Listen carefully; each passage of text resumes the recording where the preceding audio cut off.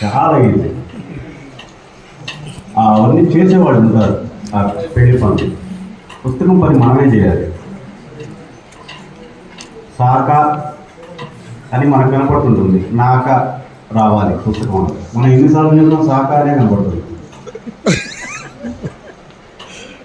చాలా అంటే మనం ఒక రంగు ఇస్తాము, ప్రింటర్ ఒక రంగు ఊహిస్తాడు, ప్రింటింగ్ మిషన్ ఒక రంగు ప్రింట్ చేస్తుంది. మనం వెళ్ళి మనం ఇచ్చిన పుస్తకం ఇది కాదు కదండి అంటాం, ఈసారి పోయింది సార్ అంటే మనం ఎన్నో ఆశలు పెట్టుకుని ఆ పుస్తకం చేస్తాం ప్రతిదీ. తర్వాత ఈ పనులు చేయడం మొదలెట్టాక మనతో బాగా ఆత్మీయులుగా ఉండి మన ఇంటికి రాకపోతే సాగించే మిత్రులు దూరం అయిపోతారు.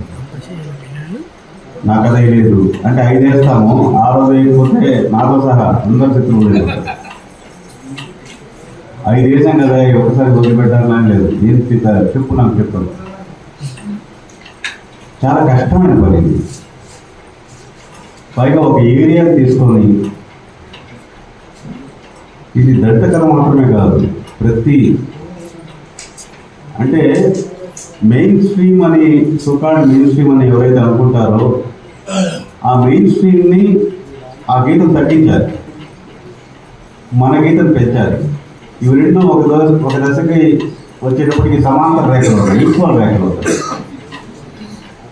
కథ అనేది ఒక మెయిన్ స్ట్రీమ్ అయితే దళిత కథ, బహుజన కథ, మైనార్టీ కథ, తెలంగాణ కథ, రాయలసీమ కథ, స్త్రీవాద కథ అన్నీ సమాంతర రేఖలుగా ఉండి బలంగా వస్తూ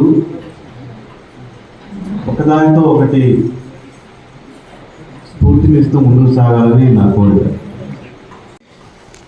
అంటే ఈ పుస్తకంలో నేను లేదా రైటర్స్ మీట్ లేదా మనందరం కూడా కలిసి ప్రయాణిస్తున్నాం. నేను ఒకే ఒక సూచన చేసి కూర్చుంటాను. ఇప్పుడు ఇందులో ఒక 50 మంది రచయితలు ఈ 5 ఏళ్లలో మనకు కనిపిస్తున్నారు. ఈ 50 మంది 2 రోజులు ఒక శిబిరం నిర్వహించుకోవాలని నేను విన్నవిస్తున్నాను. 2 రోజులు కాకపోతే 3 రోజులు తప్పకుండా సార్.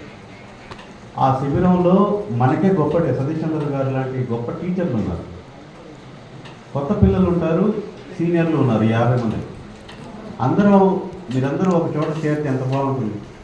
లేదా మనం ఆ 50 మంది కోసంగా ఇంకొంతమంది యాడ్ అయ్యి ఒక చోటు చేరి 2 రోజులు గడిపితే ఎన్ని ఆలోచనలు వస్తాయి, ఎన్ని మాటలు వస్తాయి. వేణుగారు ఏం మాట్లాడలేరో నాకు తెలియదు, కానీ ఈ లెర్నింగ్ ప్రాసెస్ గురించి మనం మొండి పట్టరాదు,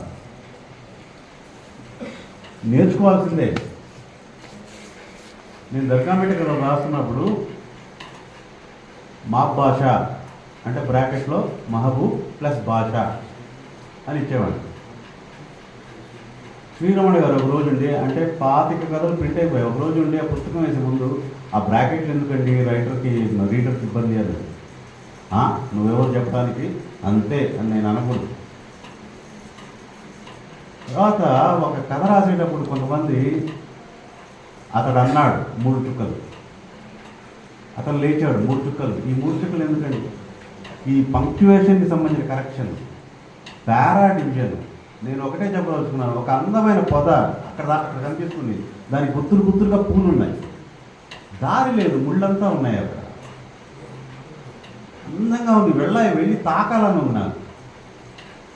ఆ దారిని సుగమం చేసుకోవడానికి లెర్నింగ్ అవసరం, మనం నేర్చుకోవాల్సిందే. కాబట్టి నేను చాలా కథలు ఎడిట్ చేసి ఒక చిన్న వాక్యాన్ని యాడ్ చేయడం వల్ల, కథ పేరు కొట్టేసి కథ పేరు పెట్టడం వల్ల ఆ కథలు గొప్ప కథలుగా మారిన సందర్భాలు నాకు చాలా తెలుసు. మీరందరూ ఎరిగిన ఒక 10 గొప్ప కథల్ని నేను చిన్న వాక్యం మార్చి లేదా టైటిల్ మార్చడం వల్ల వాటికి మేలు జరిగిన సందర్భాలు నాకు తెలుసు. అవన్నీ చెప్పుకునేవి కాదు, కానీ అవి నేర్చుకోవాల్సింది. కాబట్టి మనందరం ఈ 5 ఏళ్ల సందర్భంగా గొప్ప 5 ఏళ్ల కృషి చేసింది. 50 మంది రచయితలు ఉన్నారు. మనం ఈ వేసవిలో ఒక శిబిరం చేసుకోవాలి. దళిత కథ భారతీయ కథలో ఎక్కడుంది, తెలుగు దళిత కథ భారతీయ కథలో ఎక్కడుంది, సౌత్ ఇండియన్ దళిత కథలో మనం ఎక్కడున్నాము. ఒక 3 సౌత్ ఇండియన్ లాంగ్వేజెస్ నుంచి 3 దళిత రైటర్లు పిలవాలి, మనం కూర్చోవాలి. మనం చాలా బలంగా పనిచేయాల్సిన సందర్భం వచ్చేసింది. మనం మన గురించి, మనం నమ్మే ప్రజాస్వామ్య విలువల గురించి మనల్ని మనం ప్లేస్ చేసుకుంటూ రాయాల్సిన గొప్ప సందర్భం వచ్చింది. మనం కండలు కరిగిపోయేలా రాయాల్సిన సందర్భం ఇది. ఎక్కడ పడితే అక్కడ మనకి ఇప్పుడు వెన్యూస్ లేవు.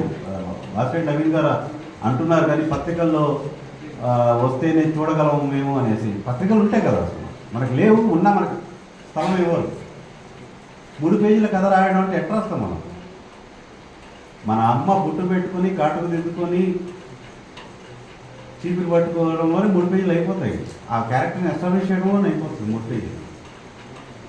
కట్టే కొట్టే తెచ్చేలాగా రాసి ఇదేమన్నా ఊరికే మబ్బ కాదు, కుదరదు. మనం ఎంత రాయాలో అంత రాయాలి. ఎక్కడ వేసుకోవాలి అక్కడ వేసుకోక తప్పదు మనం. కాబట్టి విస్తృతంగా రాసే రోజులు వచ్చాయి కాబట్టి, బలంగా రాసే రోజులు వచ్చాయి కాబట్టి మనం రెగ్యులర్గా కలుస్తూ, నాకు ఇవాళ ఆహ్వానం రావడం కూడా ఆశ్చర్యం. ఎందుకంటే తెలంగాణ మిత్రులు త్వరగా చేసే ఏ సమావేశంలో నన్ను పిలవరు.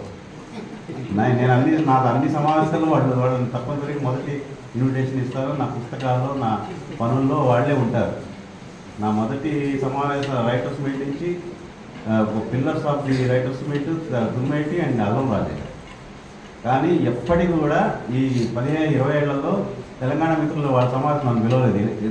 అందుకు కూడా నేను పరిగెత్తుకుంటూ సరే, ఇట్లాంటివి కొన్ని కరెక్షన్ చేసుకుంటూ ఒకరి శక్తులు ఒకరు ఇచ్చుకుంటూ మనమంతా బలపడాలని, ఈ పనులు ఇంకా ఇంకా గట్టిగా సాగాలని, మాలాంటి వాళ్ళు ఏదైనా పనిచేసి పెట్టాలన్నా నిస్సంకోచంగా అడగమని కోరుతూ థ్యాంక్ యూ.